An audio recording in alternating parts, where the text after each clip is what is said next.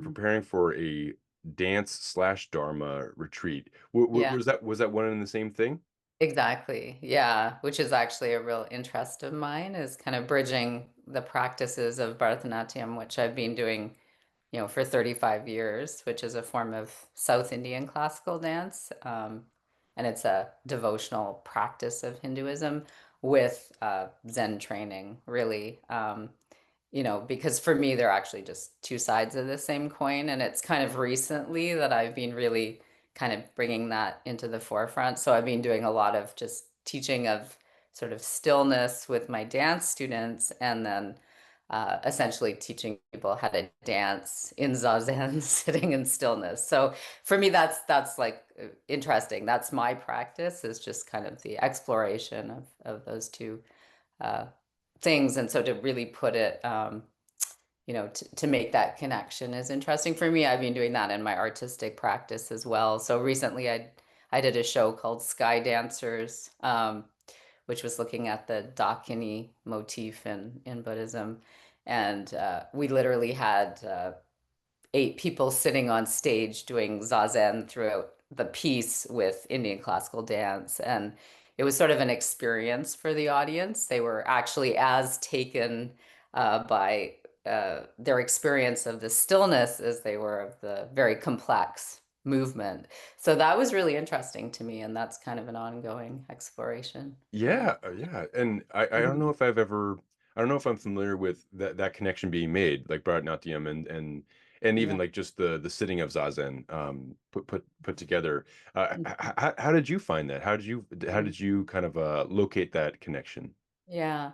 Well, I was uh, born in a Buddhist family in Sri Lanka, Theravadin Buddhist family. So, Buddhism has always been an interest of mine. And then, went to school and was in religious studies and specialized in, kind of Hinduism and Buddhism. And so there was this interest in it. But frankly, I was never really a practitioner of it. It was more a kind of conceptual and existential interest in it, not so much practice. My husband actually had been practicing Zen for a very long time, and so it was kind of in my field for a long time.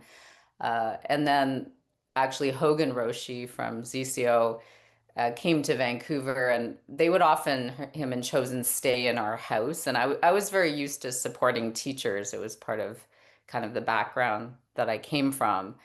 So I would do a lot of stuff like hosting teachers, feeding teachers, but actually not necessarily sitting. I had a very deep and intensive dance practice going on for a long time. Um, and then one day, actually, I sat when Hogan Roshi was here. I just sat a Zen retreat, just a weekend thing. And I was like, oh, this is a body practice, right? Like, actually, I'm completely familiar with this, and until that time, I had sort of had this idea that meditation was something that happens up here. And for me, that was completely uninteresting compared to, the amazing experience that I was having practicing Bharatanatyam, which is this full body meditation, really. So when I realized, oh, that's actually what Zen practice is, it really became compelling and interesting for me. I think I Yeah. was just confused actually about what meditation, what sitting meditation was.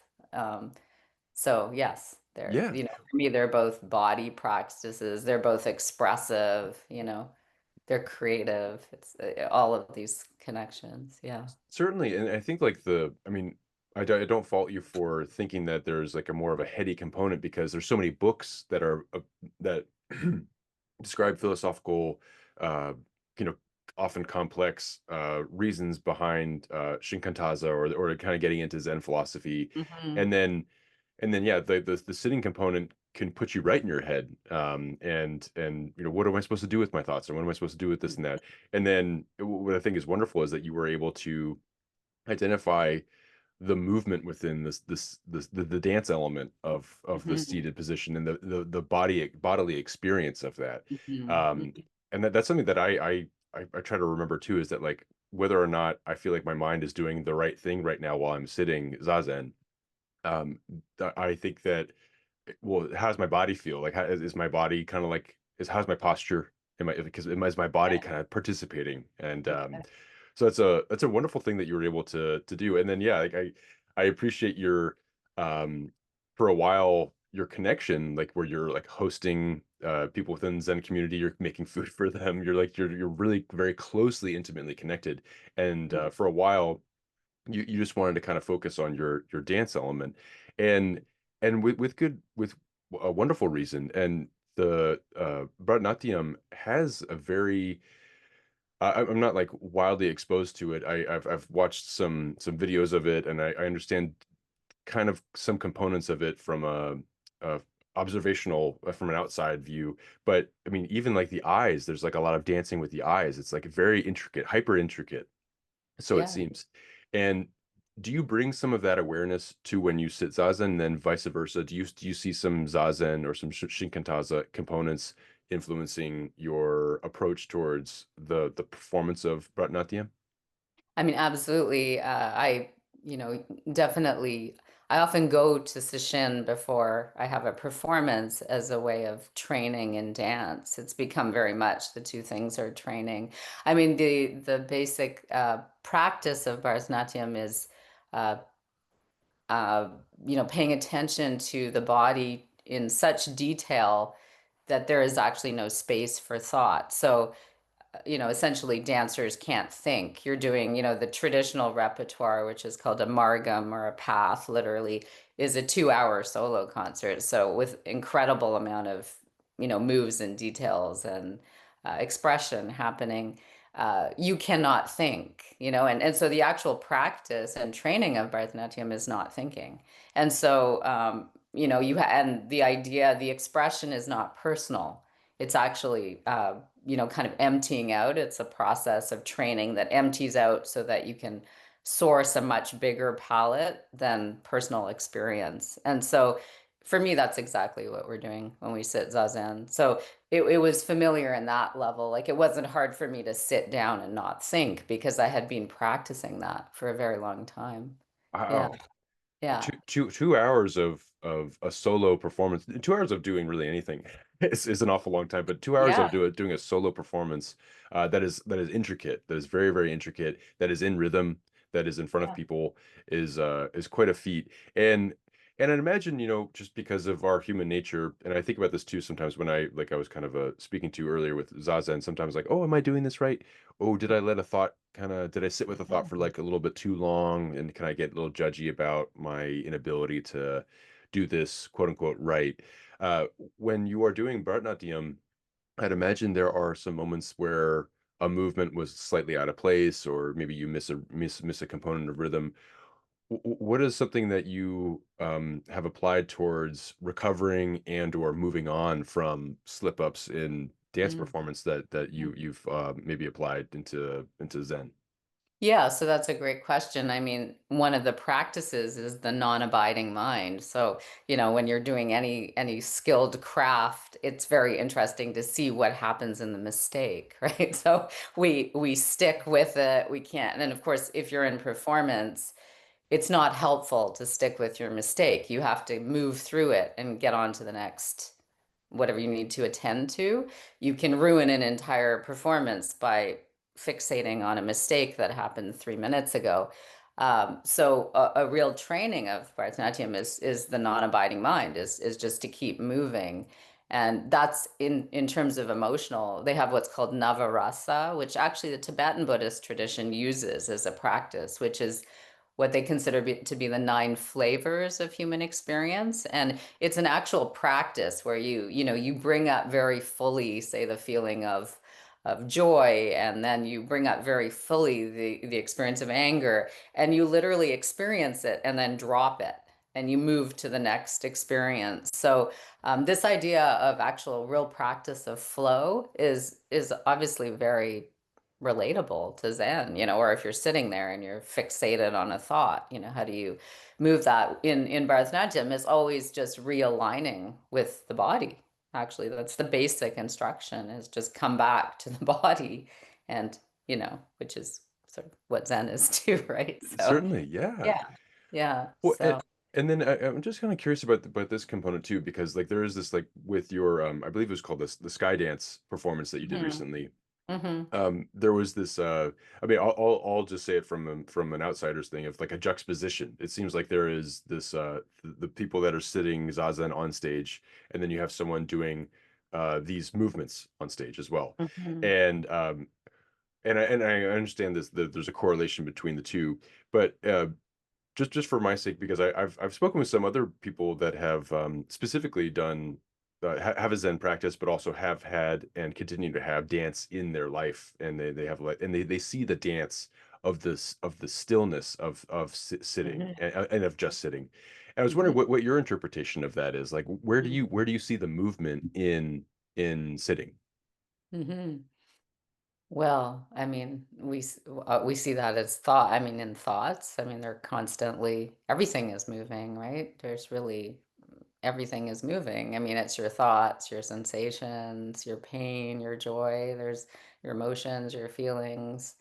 When you look deeply, there's nothing that's still really. I mean, at a deeper point, perhaps everything is still, but this movement is just a huge part of the experience of Zazen is that, you're not sitting there like a solid lump. That's pretty easy, and that's kind of wonderful, isn't it? I mean, and the connecting with just the aliveness of that experience, right? Without kind of like, oh, I'm alive. So just that juicy, wonderful aliveness, which is movement, um, is the practice and of, Zazen, like whether we get upset. So it's more about like noticing the movement, not necessarily the content of like what's moving, right? But the movement. And so that um, is is interesting. And of course, in dance, we have to kind of really be connected to the still point, bec in the midst of all of that movement.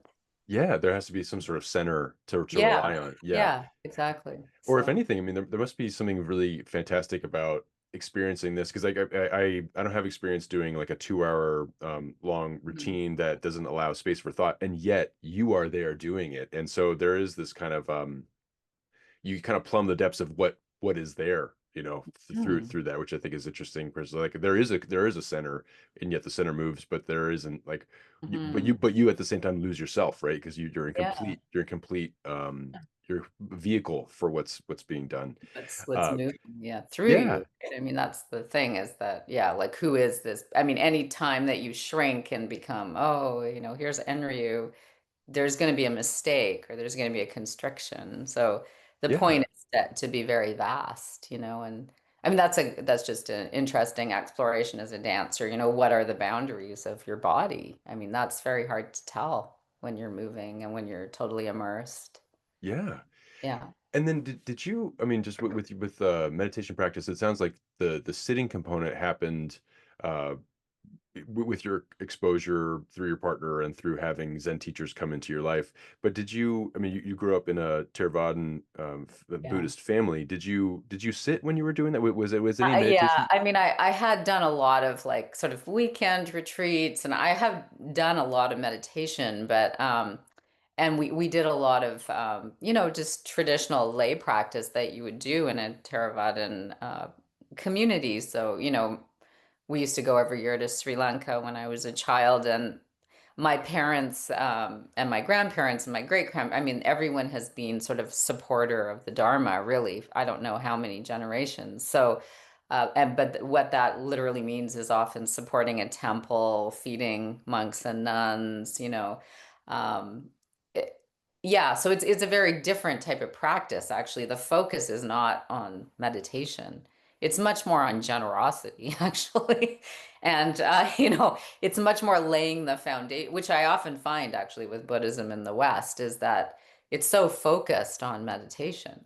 Um, and that, I really like that about ZCO and especially like Chozen Roshi seems very committed actually to the importance of the precepts or practices like generosity or loving kindness and actually helping you actually orient in a way that makes it possible to sit zazen. Like I think there is something very important actually in, the early Buddhist teachings around the emphasis on these other things, not just this kind of personal experience of meditation practice, which can become, a self-centered pursuit if you don't orient towards it in the proper way. So I do feel kind of grateful that I was in a stream of a lot of other things before I sort of hit the cushion. I didn't feel like I had to deal with so much, now that I'm doing a little bit of teaching and stuff, I can see the obstacles that people come up with in the West, students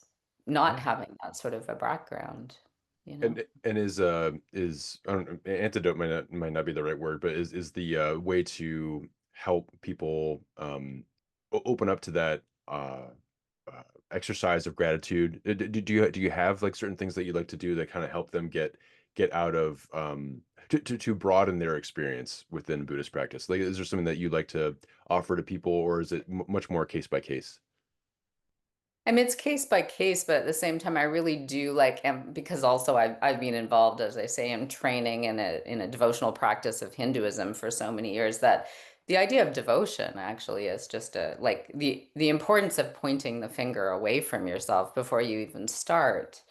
So these practices of, bowing or, in the Tibetan tradition, I really respect all the preliminaries, in order to actually come towards the cushion is very significant, actually. And so, it might be just suggestions like don't just bow in sort of a rote way, like how do you bow? Like what are you doing? Like do you understand all the devotional gestures that are built into the Zen form, or are you just kind of doing that as a, whatever? It's really important, right? How you view things, or do you see the beauty in this room? Do you open your eyes to the altar? Do you see what's being presented in a statue? Like these are really important qualities for me. Mm. Yeah, I mean, I totally hear that. Like, where if you're participating in the bowing and the sitting and the maybe the giving your attention in an appropriate way to chanting or to listening to a Dharma talk without you could do that for sure, but there is this thing of like, well, can you give yourself to the devotional element of this? Can you remember the empowered qualities of the bowing, like what it does, Yeah. and kind of meeting your body where it is when it's doing that too, Hmm. because your body's really showing up for you when you're doing those Exactly. bowings. Yeah. Yeah. No, that's Yeah. wonderful. And then I know that too. I mean, I'm not sure exactly where this fits in the timeline for your experience, like as you were kind of going the Buddhist path and coming from the Theravadin community into Zen. But I know that you have for your dissertation, I believe it's for your master's Mm-hmm. in Asia studies, Asiatic studies, Hmm. you were studying Sanskrit Hmm. and you did a translation of a Buddhist poem. And I just was wondering what your experience was like with that, like having had a uh, Hmm. grown up in a Buddhist community and having that had be a major through line in your life, what Hmm. that experience was learning Sanskrit and translating this poem. Hmm.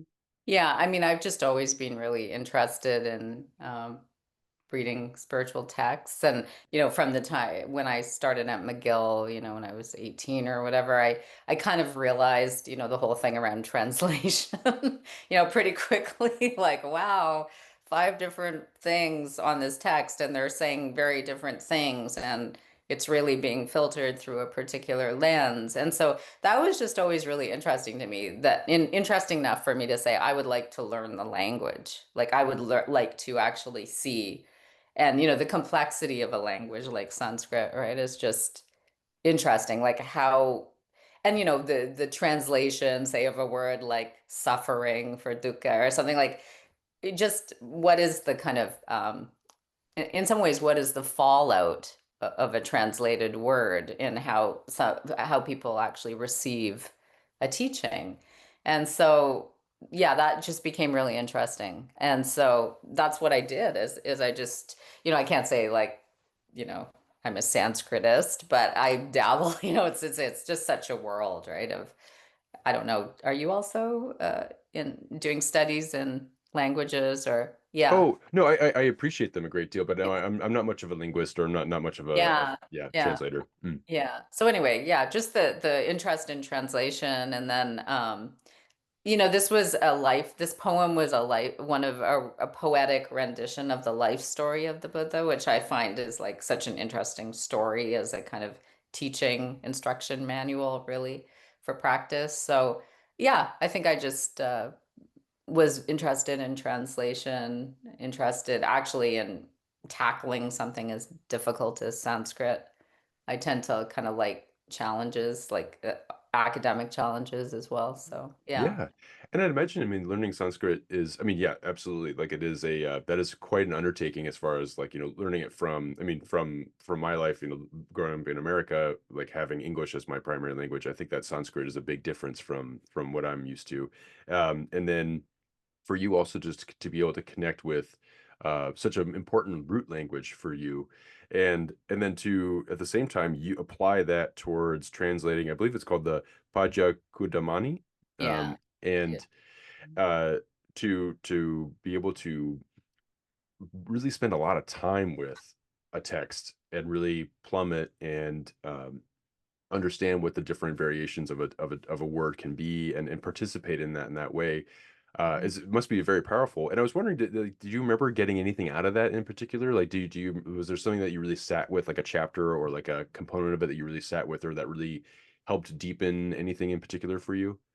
Well, you know how you often go through experiences and they're just kind of painful at the moment and you're wondering why you're doing them? Well, that was kind of my experience of that master's. It was just like, why did I do this? It's just a lot of work. It's so difficult. And, for what? It's like, because I was actually, the text had never been translated. So in some ways, it's really difficult work to do the first translation of an untranslated text. It's easier to do like the second or third. It's more fun, because then you have something to work with. But um, it's only in retrospect that it became like, oh, that was a really important process now, Well, for one thing, Sanskrit is one of the major languages in the dance tradition. So it was very helpful in terms of my ability to translate dance songs, and know, oh, this is the lyrics. So on that level, that was important for, many reasons. But also now, when I'm actually just studying the Dharma in a deeper way, just to be able to look at a word and be like, okay, well, I know that this word has a lot more valence than just what is being given here, and this is interesting to explore.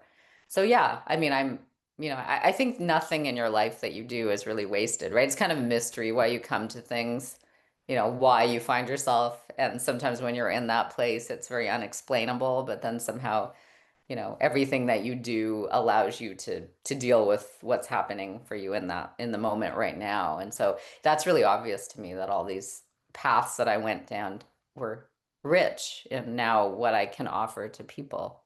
Yeah. Yeah, I really appreciate that you saying that there are maybe not, we might perceive them as wasted moments, but they might actually have some with hindsight, or maybe just with the right frame of perspective, they might be an intricate part of your life and what it needs to what you're Mhm. here to do, or Mhm. whatever, however you wish to interpret it. Because I certainly kind of look back, I'm like, man, that was a I didn't need to play that many video games in high school, or or whatever it is. But then you live Yeah. a life later on, and maybe there's some things that you glean from that, or that you now Mhm. have a new appreciation for, or something like that. So Sure.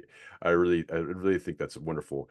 And then and I know that so I had a couple of places I wanted to go, but I wanted to kind of go back slightly, because I think that you had mentioned that through your dance, it is a devotional practice, and it is within a Hindu tradition. And I was wondering, like, do you identify as someone that practices actively, like a Hindu a faith practice, or do you think that, or is it something that is a little less like concrete than that, as far as like how you identify or how you approach it? In relation to dance or to Dharma or to Or like, both, just like, would you, everything. Yeah. yeah, Yeah. would you say? Yeah, I think faith is a big part of my practice, just period, Mhm. that yeah, the deeper I go into Zen, I think that it really becomes a practice of faith in some ways and mystery. So, this sort of the concrete things, there's just yeah. So I mean, I don't really see a big separation, as I said, anymore between uh, these streams. They Mm. just seem like different doorways into the same thing. Right, And right, that's interesting to me, in many ways, like how many doorways there are in life into the same thing. right. So, yeah, yeah, And they might seem like they're in like completely different buildings, but they're actually like, these doorways are all kind of somehow related. yeah, But with your Hindu practice, I mean, was there because I understand that there are so many different ways that can be manifested. There's so many different ways that can be expressed, and different deities or different figures can be of particular focus. Was there someone in your family, or like was there a figure in your family that was of great focus growing up, or was there someone, a figure within the Hindu uh, uh, structure, the religious structure that you have found that has like a particular significance to you, whether it be like any of the deities that are available? Well, I think I was just, it was very weird. The first time I ever saw a statue of the god Shiva was, I think I was like 15 years old, and I was like working in some bookstore, and across the street there was this art gallery, and they just had a picture. I don't know if you've seen Nataraj, the dancing god. Uh, it was a little sculpture. It was a kind of like a sculpture store. I had no idea what that figure was, but it just caught my attention. It was one of these mysterious things. Um, didn't even know after it caught my attention what it was, but I ended up buying it, sort of as if your future is pulling you forward into. And so this statue sat in my room for years before I ever got into dance.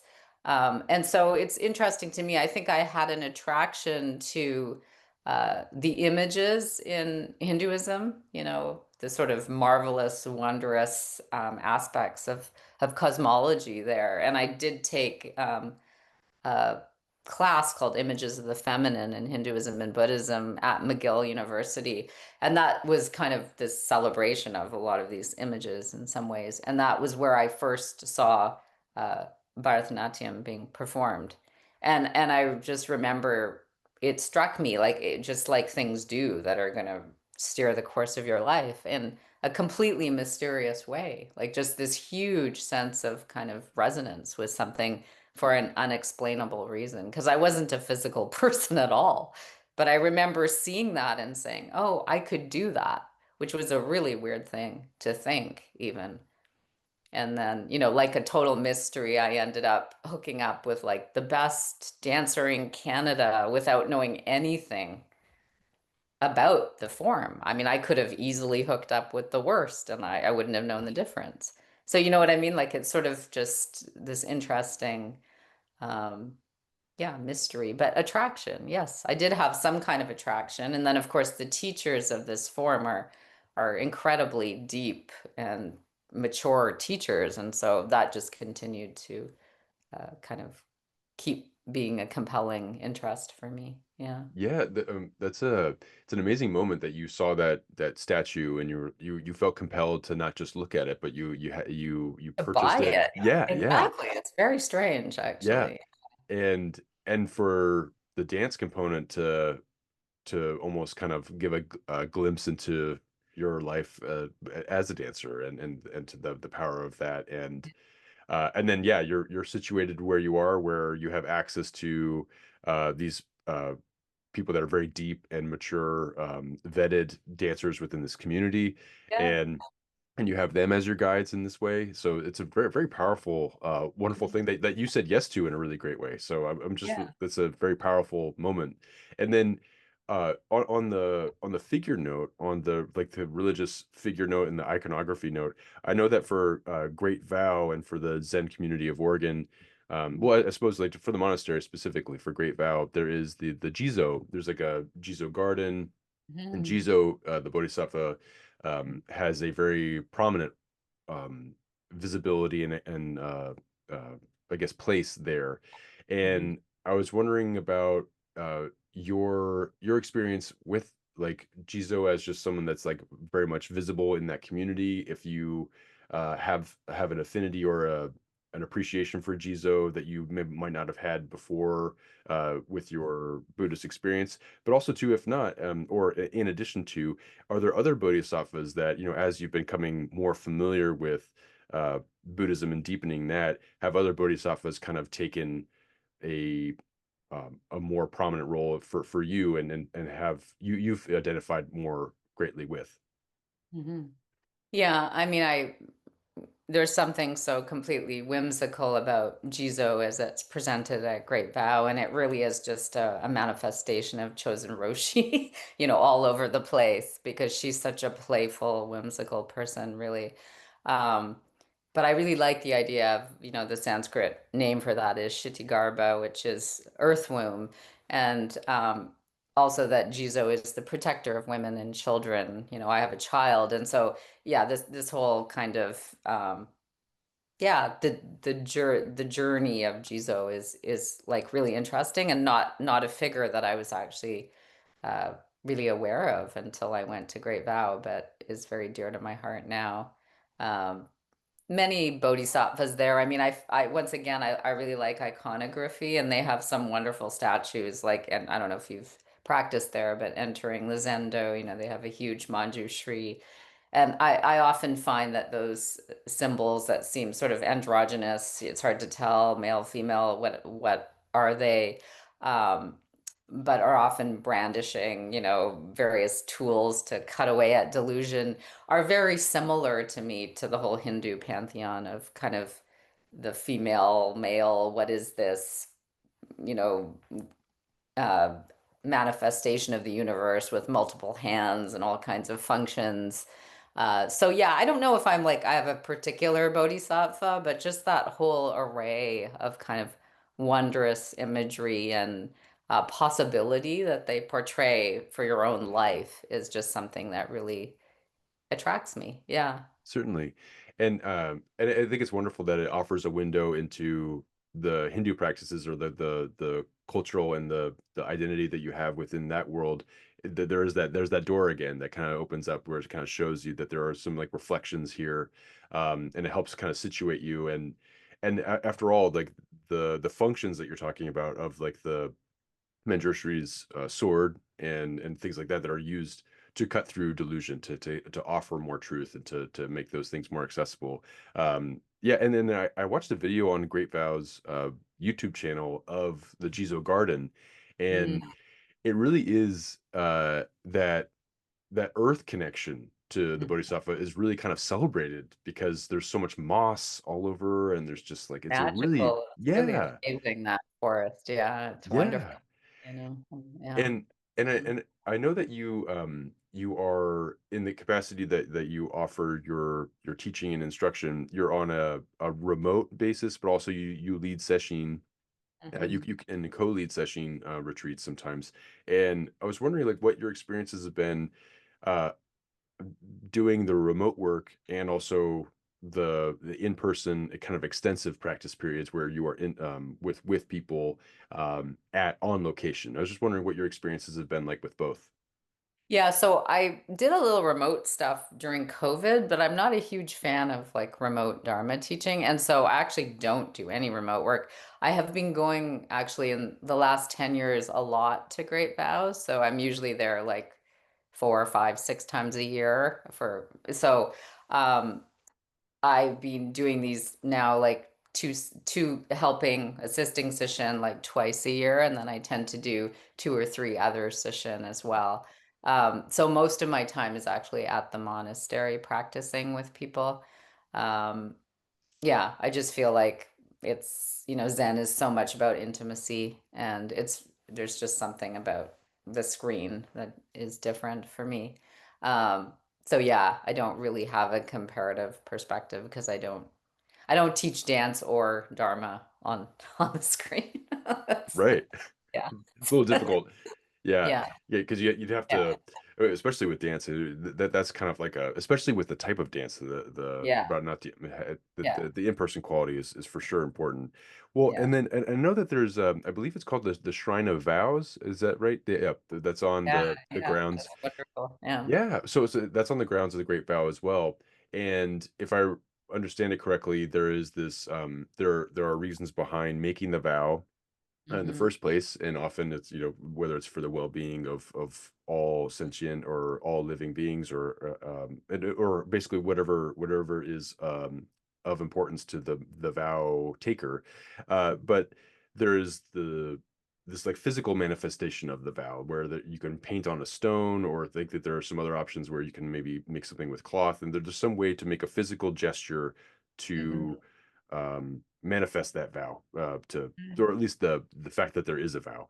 And I was wondering, if you don't mind sharing, but also too, like, just your general experience with the Shrine of Vows, and just seeing if there's something that you have offered to that monument yourself, or also too if there's something that you've noticed with visitors as they come, with how their interactions are with that space. Yeah, I mean, I've made many vows there. Some of them actually physical, some of them just being there. I mean, as you say, there's just something about going to a space that is filled with, with vows, with intentions. It doesn't really matter what your own vow is when you're in the space, right? It's vow, just in kind of a broad way, to be in a space of intention. In some ways, the specificity of it is important, but also not, because a lot of these vows are in some ways impossible vows, right? Like, oh, we're going to save all sentient. I mean, these are, in some ways, it's a wonderful thing to make in sort of almost impossible statement. How often do we kind of make impossible statements in our lives? I mean, it's a beautiful thing. So, yeah, I think that there's just something about, I often find myself when I visit just kind of wandering in there and just being there, sometimes reading, the many, many inspirational intentions that people have, and realizing, oh, that's my, and like pretty much everything on those plaques are my intentions, right? So there's also that realizing that we're not really that different from everyone else. There's just like one vow, which is essentially to be really alive in this life, right? And Yeah. and it's just kind of how are we presenting that in different shades. So yeah, it's a wonderful place if you can get a chance. Yeah. Well, Yeah. it seems like just like the grounds of Great Vows sounds like a Great Vow, sorry. Seems like a really special place, and, you know, with the Jizo Garden, that I believe is open to people that are not necessarily on retreat. I think you can just go there. Well, Um, and it is, just so you know, it is actually filled with the ashes of people. So it's a memorial garden. mm, So every few months they do a ceremony for children who have died. So it's literally filled with children, and the sorrow of parents or people who've lost young people. And so it's this incredible place because it's a memorial garden, but it's so whimsical. Like, so hold, that's also a very interesting experience. A place of what you would consider to be a lot of grief is also this place of incredible joy and sort of lightness and magic. Like, because they have these little statues, I don't know if you've seen them, but they're poking out, like, out of behind trees, and it really does feel quite marvelous, that place. So that is interesting in and of itself, that you can so take something so sad and make something so beautiful and light from it. Yeah. yeah, and it seems like, and I know that there are remembrance ceremonies that happen there as well. Um, Hmm. maybe during those memorial times. And yeah, there's some people, there are some pictures, and there's some like way of maybe adorning a Jizo statue with the elements of the child's life, whether it be like a Yeah. bib or like a hat, or like, or maybe there's some stitching that happens for the Jizo itself that's more of Yeah. like a remembrance. It seems like an extremely powerful place. And Hmm. that, in conjunction with the Shrine of the Vows, it just seems like there is something very powerful about place. It's just like the place of it. And Yes. not, Yeah. not and it's an amazing thing. I mean, I don't know how many places out there have that woven into the grounds. Just maybe just out of pure inability of access. You know, just if you live in Manhattan, maybe that's kind of a hard thing to do, New York City. But just it's a wonderful thing to be able to allow people access to. And I know that, so your physical experience, your physical ability to be present on at Great Vow is like maybe 4 to 5 to 6 times a year. But what do you do in the meantime? Like how do you maintain, or how do you do you go elsewhere, or is there a community where you are now that you kind of sustain your practice with? Yeah, so luckily my partner is a practitioner, so we do our daily sitting together. And there's a community here which is a different lineage. They're part of Suzuki Roshi's lineage, so that's different from Chozen and Hogen's lineage, but it's a Soto Zen group. So I try to sit with them once a week because yes, it is important actually to have sangha. And but yeah, it's I do feel sad that I'm at such a distance from the community that I've really been connected to for many years. And that is a challenge actually, but in some ways it's interesting, right, to not get dependent on anything either, you know. I love monasteries just as a thing, you know. They're like you say, it's a place with a huge amount of power. Simply walking into it does something to your mind because it's holding a practice field that, you know, thousands of people have practiced there. And so it literally changes the atmosphere. And so one can get sort of almost dependent on that as a lay practitioner to kind of like, I need to go there because get an injection of inspiration, or I need to kind of be in touch with the mothership. But the truth is that could all fall apart, right? So this thing of how do I actually make this real in my own life without all these other things, you know, is also important, you know. And I find that that's like the Theravada, I have many friends who are Theravada practitioners in the Thai forest lineage. And so I find that they have a very interesting thing of sort of coming together as a group, but also encouraging solo practice. And I can see why there's a real importance actually in having your own practice on your own. You know, it's absolutely wonderful to practice with other people, but you can't be dependent really on that either. And so I'm kind of in an interesting position where I'm forced into actually a lot of solo practice. And um, I think it's challenging, but I'm sort of grateful for that. Yeah. Yeah, that's Hmm.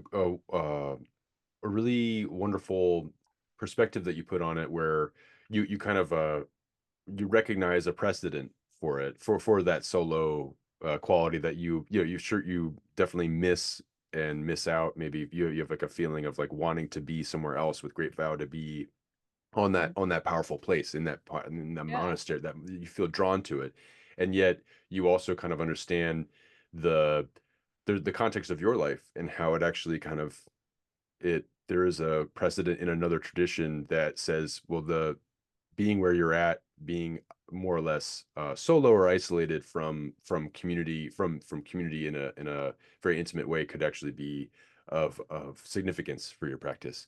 And I was Hmm. wondering too, um, what have you noticed with your sitting with your husband or your partner versus just the two of you, versus sitting with, a whole hall full of people? Like I was just wondering, like what is there something about those two contexts that reflect certain elements of each other, or is there something that is a different dynamic that is um powerful in one way or the other? Hmm. Well, I mean, I guess it's in both situations, I'm having to commit to someone other than myself, which in my life is always easier than just being me. So it's like, oh, someone else is turning up to sit. I'll go and support them. That's a real easy inspiration for me to practice to support other people. Harder to kind of just build up the enthusiasm just for myself. Um, of course, it's nice to sit in some ways with people that you don't know or that you don't need to know in that way, that you're knowing in kind of a much more fundamental way in silence. Of course, your partner, as you probably know, you've got all kinds of things that just from your life together. So it's not as clear a kind of palette of sitting. So, both are great. Yeah. Yeah. Obviously, I'm very lucky to have a relationship that supports my practice, or I look at the conditions of my life and like, oh yeah, that's also a huge fortuitous circumstance, really, because especially in Zen, like to do a lot of sesshin is not going to work for a lot of people's relationships unless the other person is a practitioner. So, I mean, I know many, many relationships that, have ended or had a lot of trouble because of one person really becoming quite compelled by deep meditation practice and the other person not having an idea what they're doing, and it can become very problematic. Yeah, it feels like the worlds are kind of Totally. they're not operating in the same environment. Um, no, I think that's wonderful too to think of being in relation to other people while sitting as support. I think that's a wonderful thing. It's just kind of like, okay, well, if someone's sitting, I also will sit. And there's something really beautiful about like when I do solo sits, which is often, which is just like in my house or something. Um, I forget this, but it's really encouraging to think about when, like, when I sit, there's likely somewhere a group of people sitting together, and maybe I just jumped in with that sitting period or that sitting Yeah, time, absolutely. whether I Yeah. know it or not, so Yeah. there's someone doing it somewhere. Yeah. So that's a nice thing to kind of remember. And then two, like within your household, I was just curious because I know that mindful eating is a big thing within Great Vow and the Zen community of Oregon, their structure. And I was wondering, do you do that in your house? Do you try to incorporate moments of that or remembrances of doing some mindful eating, or is that something uh, that you have time for and intention to do when you are during sesshin or otherwise? Yeah, I mean, I really do value the practice of oryoki, which is, kind of how that's displayed at ZCO. Um, and but I don't eat oryoki at home. Yeah, I mean, I hope that some of the practices around mindful consumption and in every way, have impacted my life. But, it's not like I'm regimented in that way around that. Yeah. Gotcha. Yeah, It's 'cause interesting. One of the things that I do is I look after both my aging parents. And so one of the practices that we do is we make food for them every day. So that is really aided by seeing that as a practice as opposed to just like, oh, I gotta cook for these people again. So it's really interesting. So the preparation of food or this idea of, okay, like I'm offering this. This is like I could offer this to a nun or a bhikkhu or um, and that would be kind of a reverential practice that I would take up, with a lot of enthusiasm. Why not for my parents, right? And so these are like really obvious reflections that come from training. mm, Yeah. it's a very meaningful application of all of that. And Mhm. what a special thing that you allow yourself to participate in with a really wonderful frame of mind where it isn't just kind of like another day of doing this over and over again, but just like knowing that this could be a devotional act in a way. Yeah. I mean, As often I'm unsuccessful, but yeah, that's yeah, that I definitely have that in the atmosphere somewhere. That's yeah. Mhm. Well, that's a really special thing. And then two, I wanted to talk about this but kind of in a promotional sense. I know that you are co-leading a November session at Great Vow Zen Monastery from November 10th through the 16th. Mhm. And I believe a theme of that is around gratitude. And I saw something very special about the description for this session because, and I don't know if this is the case for every session that's done at Great Vow Zen Monastery, but during the week of practice, the people that are attending eat only the offerings brought to the retreat. So there's like a food alms kind of donation basis for what you eat is what has been given. And I was wondering about what if you've done that before, what your experiences have been, or if not, what you're kind of maybe um, going to anticipate for this upcoming session. Yeah, no, it's kind of wonderful because people are very generous. Actually, they're very moved to give a lot, and actually, many people um, who don't even come to the session. So you don't have to, you donate whatever money you want, or you donate food. So it's a donation kind of idea. But there are many people who aren't even sitting the session who will drop off food in Portland or whatever, and it will be taken to the monastery for this period. And so. Yeah, I mean, it really connects us, doesn't it, with the history, the roots of the Dharma, which is essentially that people only survived because people fed them, and so I love those kind of connections where I feel like I'm practicing with all the other people that practice, where you really get connected with the ancestors on some very deep level, and I feel like that happens in this session for that reason. It's also really amazing I'm often working in the kitchen with the Tenzo. And I love to see how the Tenzo deals with the creativity of that moment, right? Like, what do you have? How are you gonna, what are you gonna make out of this? And that the kitchen has to kind of come up with this creative way of responding to the materials. Yeah. Certainly. And there is I mean, maybe someone that doesn't have a great facility in the kitchen, well, that's coming from me, but like, it being given a bunch of an assortment of things that are not necessarily planned in the sense of what's being given, but in making a menu out of that Yeah. for mindful eating, that there is like I'm sure oryoki is like kind of a part of that. So and people are really going to be thinking about the food that you're giving them. So there's really there's a lot of attention being given. There's just so much Yeah. pressure, but at the Yeah. same time, there is something really. I'd imagine it being a really fantastic opportunity for being in the present moment when you're in the kitchen too, because it's like you really have to attend to all of the ingredients that you have. You have to attend to the maybe the nerves or the creative process basically Yeah. that Yeah. comes up for that. And the participants have to sort of, if all we get is oranges, everyone just donated that. That's what we're eating for the entire week. So I think there's a certain amount of trepidation too, maybe in the participants of, stuff around food and hunger. And, that often becomes a really huge thing in session, when you're sitting for stuff are those moments of the meals, right? Where you're feeling kind of comforted, you have all your stuff around food and so suddenly, oh God, we're having the same meal again can become a big deal, but that's the whole point is right to see these points where we're really stuck or where we're clinging to a certain thing being a certain way. And so this session really allows people to see, okay, I accept anything that's offered. We don't have sugar. Okay, we're just gonna have plain porridge. You don't get sugar. How are you gonna deal with that? Right? right. And how are you also going to like let that sustain your practice too? Like, are you just going to Yeah.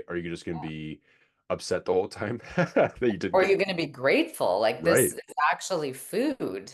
Yeah, yeah, Like this plain porridge is amazing. It's actually what's helping me, get through the day. yeah, right. So it's Yeah. interesting. I haven't seen many retreats that explicitly run on in my experience. I haven't seen it spelled out so plainly about it being the food being what is given. I think it's a really extraordinary and powerful component to the Great Vows offering through the retreats in that way, just like of what you are given out of gratitude out of generosity is what you are able to consume. And then I want to take a brief moment to just offer a place for just general promotion. If there's anything that you have coming up that you'd want to get some eyes and ears on, whether it's a project or a book or anything that like that you are participating in that you want people to know about, or if there's something like a foundation or a cause that you'd like to get some people to know about that are doing work that you like. And while you think about that, I just wanted to remind that the upcoming November session with the theme of gratitude is happening from November 10th through the 16th at Great Vow Zen Monastery. And then you also offer dance training and classes at Shakti Dance. And more information about that can be found at shaktidancesociety.com. So if there's anything else that you'd like to Yeah. share. I mean, not really. Yeah, I just hope people will. explore, come to Great Vow. It's such a wonderful place, and many, many wonderful teachers. So yeah, I hope people can have that experience. Yeah. Certainly. And then Yeah. my last question would be, do you have any advice for anyone that is walking the Buddhist path that you would have wanted to have heard when you were coming up through it on earlier, and what you would have heard to have heard as you were kind of moving through this Buddhist journey? Well, I think, like I say, I think it took me a long time to realize that practice, dharma is not just about, stopping thinking and in this kind of or counting breath, or I think that there was this kind of boring aspect to practice that I always found uninteresting, and I really think that that's just a wrong teaching in some ways, that sitting zazen is perhaps one of the most interesting things one can possibly do in a life, and it's just an entrance gate into something extremely compelling and alive and mysterious. And so, not to get bogged down too much on these sort of methods or things that you think, or the feeling that it's just a psychological kind of training. Like it's not just, you're not trying to make yourself into a different kind of person. That is not actually what the Dharma is about. I think, that you really need to read a bit deeper than just the kind of Western psychological perspective of the Dharma, because I feel like it has made it into quite a small little box. And for me, that was fairly uninteresting. Yeah.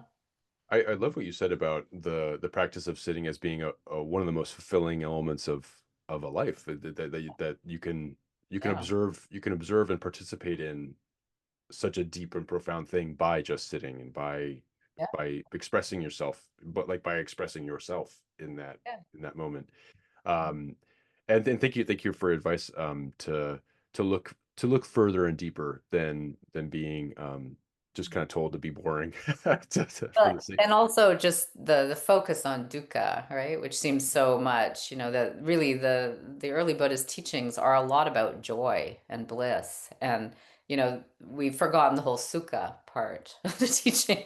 So, it's just it's not balanced, in kind of the view. Like we really sit to enjoy our lives, you Mm, know? mm, It's not just all about, recognizing, oh, this is suffering, this is challenging. Yes, but from that, that's just one step, right? It's just the first noble truth. It's not the rest of the noble truth, right? So I feel like people get stuck on the first noble truth. Yeah. absolutely. Enryu, thank you so much for speaking You're with me welcome. today. This is such a treat, and what a wonderful way to come to a close. It's just a reminder of the joy of practice. I mean, that Yeah. really is such a fantastic thing.